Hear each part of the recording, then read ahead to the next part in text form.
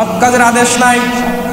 গত জুমায় আলোচনা করেছিলাম, অনেকের মনে আছে অনেকের মনে নাই, কারণ মৌলবীর কথা শোনা যায় কিন্তু মানা যায় না। কথা বল না কেন?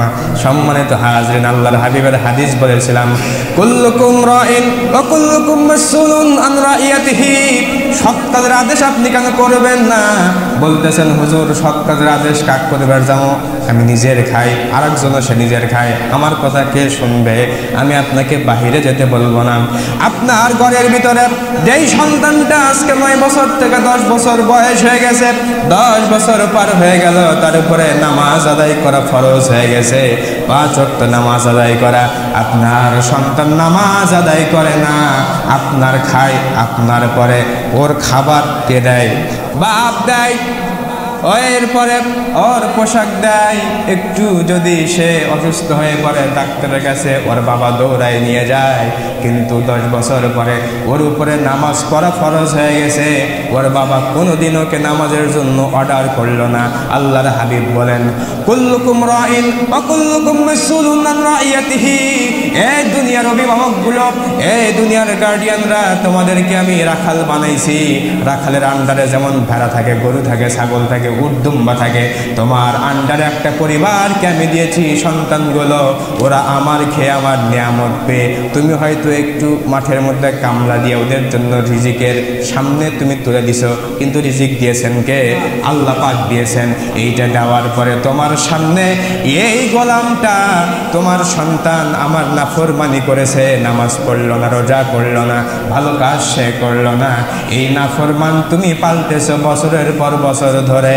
আল্লাহর দরবারে এই জন্য হিসাবের মুখোমুখি হওয়া লাগবে কিনা? কথা বল না কেন?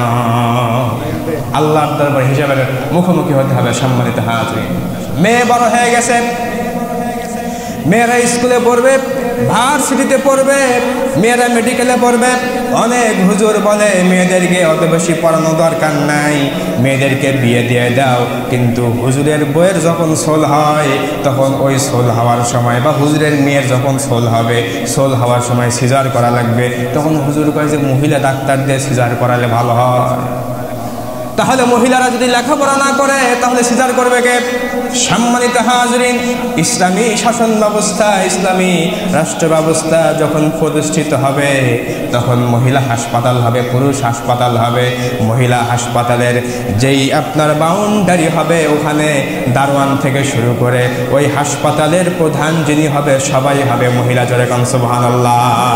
মহিলা হাসপাতালে পুরুষ ঢুকতে পারবে না, পুরুষ হাসপাতালে মহিলা ঢুকতে পারবে না, দুইটা পাট আলাদা হয়ে যাবে। সম্মানিত হাজিরিন, এই জন্য করে যারা মা বোনেরা আছে, এনারা যখন লেখাপড়ার পাশাপাশি যখন বড় হয়ে যাবে, তাদের যখন বালেগ হয়ে যাবে, পর্দা করার দরকার আছে না?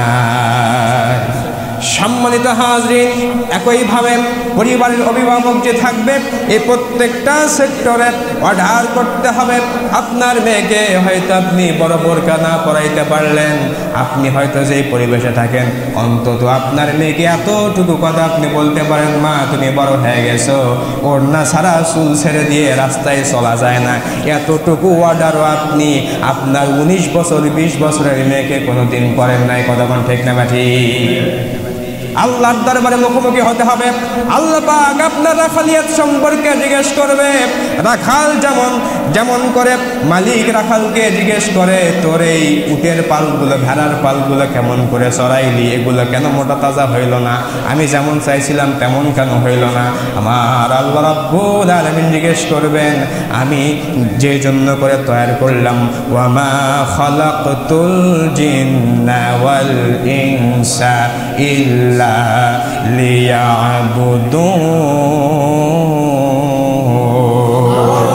আল্লাহ বলেন, আমি দুনিয়ার মানুষকে এমনি এমনি বানাই নাই, শুধুমাত্র একমাত্র আমার ইবাদত করার জন্য করে। আল্লাহ রাব্বুল আলামিন আপনাকে রাখালের দায়িত্ব দান করে দিয়েছেন। পরিবারের মধ্যে যারা আছে, আল্লাহর হুকুম পালনের জন্য তাদেরকে সৎ কাজের আদেশ করার দায়িত্ব আমাদের আছে না নাই? সম্মানিত হাজরিন, 2 নাম্বার খারাপ কাজ থেকে নিষেধ করলেন। 3 নম্বর হলো যখন কল্যাণকর কোনো কাজ সামনে আসবে ওই কল্যাণকর ভালো কাজের ভিতরে উৎসাহ দিতে হবে।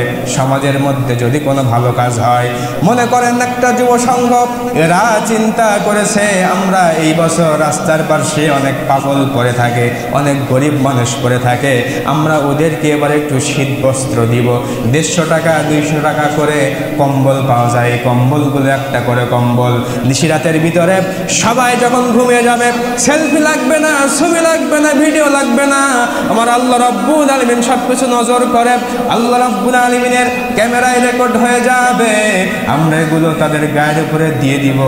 এলাকার ভিতরে তারা যদি উদ্যোগ গ্রহণ করে, এখানে আপনাদেরকে উৎসাহ দেওয়ার দরকার আছে না? না, উৎসাহ না দিয়ে সে এখন বলবে ফুটনি মার আছে, নিজেরই নাই আমার মানসক দেয়, এরকম লোক আছে না? নাই। সম্মানিত হাজরিন, এলাকায় ধর্মীয় জলসা যদি হয়, ওয়াজ মাহফিল যদি করে, এখানে নিয়াত যদি ভালো হয়, মানুষগুলো কোরআন হাদিস থেকে একটা সূরা তাফসীর শুনবে, একটা কোরআনের একটা কথা শুনবে, কোরআন থেকে একটা দার্স দেওয়া হবে, এটা যদি চিন্তা ভাবনা হয়, ওখানে ছোট বড় সবাইকে ওই কাজে উৎসাহ দেওয়ার দরকার আছে না? নাই।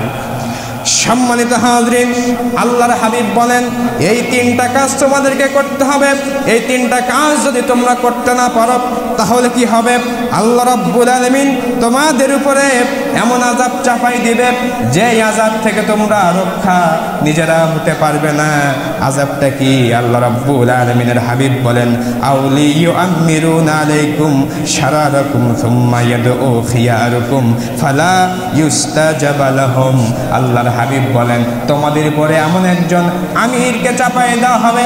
আমির মানে হলো শাসক, এমন একজন রাষ্ট্রনেতা বা এমন একজন শাসক, সেটা একটা মসজিদের হতে পারে, একটা গ্রামের শাসক হতে পারে, একটা ইউনিয়নের শাসক হইতে পারে, একটা আপনার উপজেলার শাসক হতে পারে, একটা জেলার শাসক হতে পারে, রাষ্ট্রীয় পর্যায়ে সকল পর্যায়ে আল্লাহ রাব্বুল আলামিন এমন শাসক তোমাদের জন্য করে নিযুক্ত করে দিবে যে হবে কেমন হবে? আল্লাহর হাবিব বলেন তোমাদের মধ্যে যে ব্যক্তি সবচাইতে নিকৃষ্ট ওকে তোমাদের জন্য করে শাসক বানাই দিবে। নাউজুবিল্লাহ।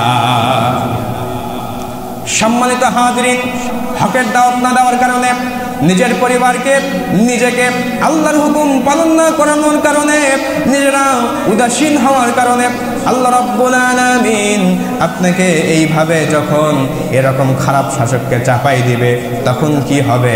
আল্লাহ রাব্বুল আলামিনের হাবিব বলেন সুম্মা ইয়াদউ খিয়ারুকুম ফালা ইস্তাজাবু লাহুম। এরপরে তোমরা কি করবা? তোমাদের ভিতরে যারা ভালো লোক আছে, খিয়ারুকুম মানে উত্তম লোক, এই উত্তম লোক হুজুর যারা আছে, যারা কখনো অন্যায় করে না, অবিচার করে না, এদেরকে ধরে নিয়ে এসে তোমরা দোয়ার ব্যবস্থা করবা। দোয়ার ব্যবস্থা করবার পরে তোমরা মিলাদের আয়োজন করে দোয়া করে নিবা যে এই আযাব থেকে যেন আমরা বাঁচতে পারি, স্বৈরাচার যেন সরানো যায়, অমুক করা যায়, তমুক করা যায়, আমরা যেন একটু শান্তি পাই, এই খারাপ শাসক যেন, খারাপ লোকটা আমাদের মাঝ থেকে চলে যায়। তোমরা দোয়ার ব্যবস্থা করতে পারো, কিন্তু এই দোয়া আল্লাহর দরবারে পৌঁছালেও আল্লাহ রাব্বুল আলামিনের কখনো জবাব দিবে না।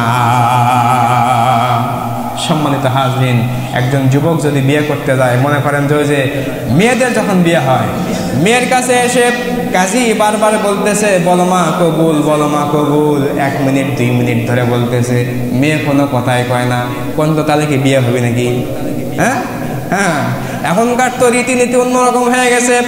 মেয়ের কাছে কাজী যাওয়া লাগে, কাজী যায় কবুল কওয়া লাগে, না হলে পরে বলে বিয়ে এখন বলে হয় না।